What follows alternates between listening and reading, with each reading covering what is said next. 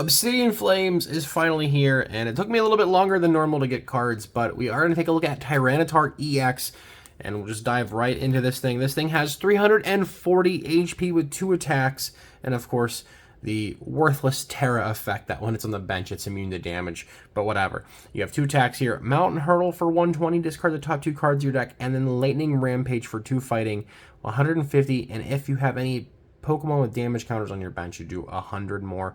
So 250 for 2 with 340 HP. And good typing is pretty cool. You know, a lot of people are going to cover Charizard, and it's going to be everywhere. Expect maybe a PTCGL anti-Charizard ladder deck profile when I get around to it when I stream next. So keep an eye out for that. But yeah, Tyranitar, we're going to play 4 copies of this behemoth. I have all 4 IRL copies finally, so that's why I waited so long to do the deck profile. So we're rocking 4 copies of Tyranitar. We're playing 1 Pupitar.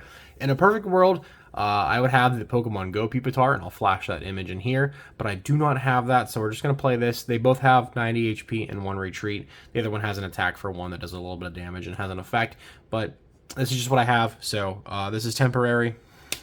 And of course, we're going to play 4 copies of Larvitar. And we're going to play the new Larvitar here, 70 HP, 1 retreat. Pretty valid here. And of course, you got Corkscrew Punch and Confront for 10 and 30 for 1 and 2 energy. So yeah, Tyranitar, the star of the show. And then to support that, we are playing a 202 Pidgeot line with the ability Quick Search. Once during your turn, you can search your deck for any card you want and put it into your hand. So anything that's already playing Rare Candy, honestly, should just be playing at least a 101 Pidgeot line. Pidgey in 151 gets better. It gets Call for Family. It loses 10 HP, but you get Call for Family, which is really good. So most people will probably just play those in the future. But yeah, we have a 202 Pidgeot line.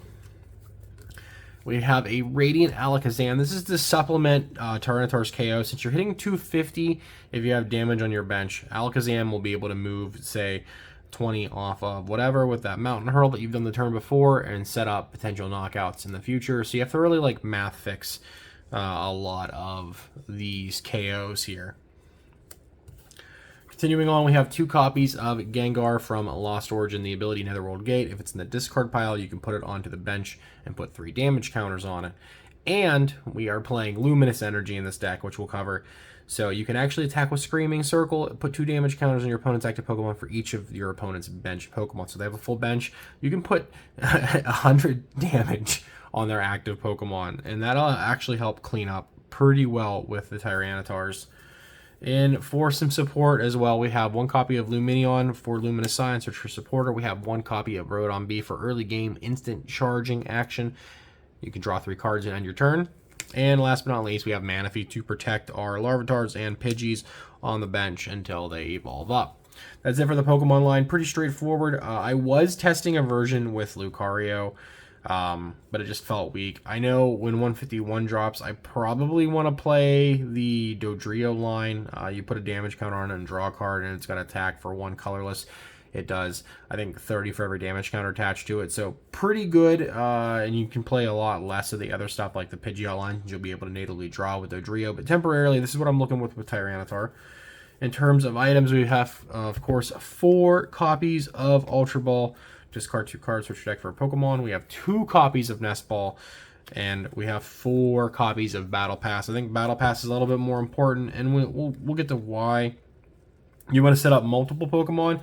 Nest Ball later in the game feels kind of dead, and so is technically Battle Pass, but once you set up a Pidgeot, you really don't need more Ball Search cards in general. So two Nest Ball is fine. Ultra Ball is really, it's going to just pivot a little bit more here in terms of finding your Tyranitars and your Pidgeots. And then once you have Pidgeot, like I said, it's just the bee's knees, man. We then have 4 copies of Rare Candy to cheat evolutions from our basics all the way to our stage 2s, so we can go right from Larvitar to Tyranitar and Pidgey to Pidgeot. We don't need to play Pidgeotto. Pupitar is just here for consistency purposes. Continuing on, we have 2 copies of Switch. Tyranitar has a 4 retreat cost, so it's a little bit chonky. Pidgeot retreats for free. Everybody else retreats for 1 except for Alakazam and Gengar. They have a retreat of 2, so Switch is definitely going to help out with that. And then we have one copy of Energy Search to grab basic energy from the deck. Gotta flex with these e-reader cards and mixed arts from all over the eras. I love this big, thick yellow border.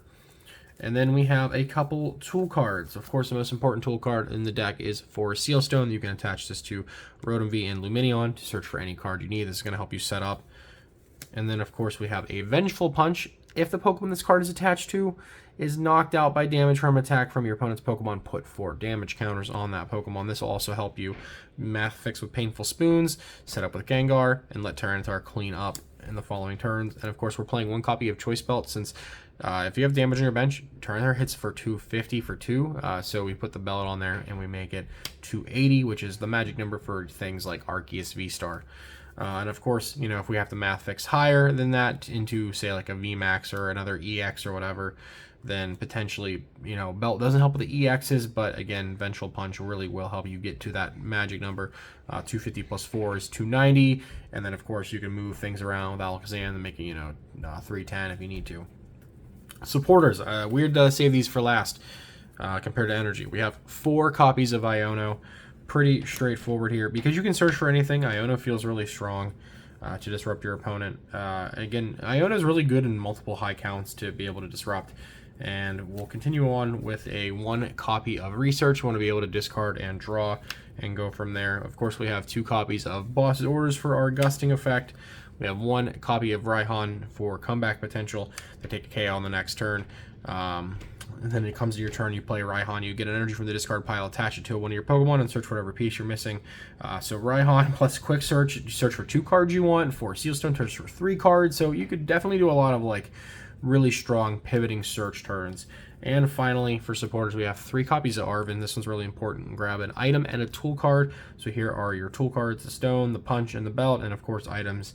Any of these through here are really beneficial. So say turn 2, you play Arven for Rare Candy and for Sealstone, and then Stone flips over your V-Star power off the Rotom or the Luminion to grab whatever else you need. Feels pretty good. And Stadium cards, we're playing 2 copies of Pokemon League Headquarters. Attacks used by basic Pokemon, yours and your opponent's, cost colorless more. In this case, you're not really going to attack with any colorless Pokemon, or I'm sorry, any basic Pokemon. In a weird world, you could attack with Radiant Alakazam since we are playing 1 copy of Luminous Energy, which again we'll get to. But again, doesn't necessarily matter too much. So League Headquarters is really good to slow down things like Lost Box.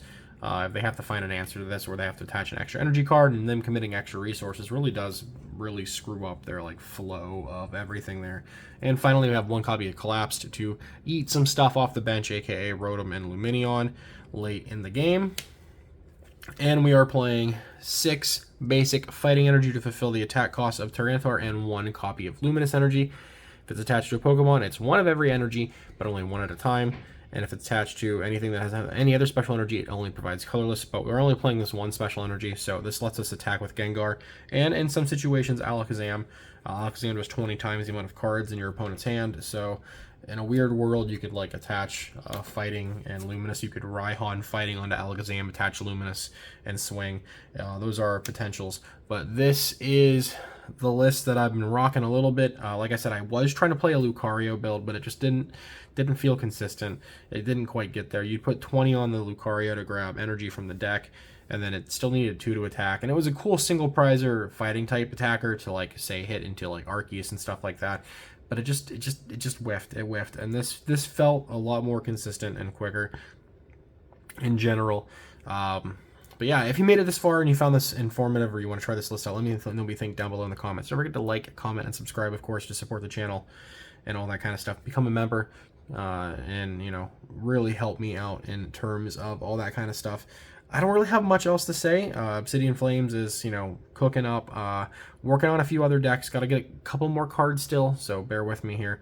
I'm judging a League Cup this weekend, so I should have some judge support to take care of that kind of action. Help me finish out what I'm missing for the next couple of things. I still haven't got my hands on Charizards, but again, everyone's covering Charizard, so I don't know if I need to. I'm going to try and get some tabletop content as well in the future again.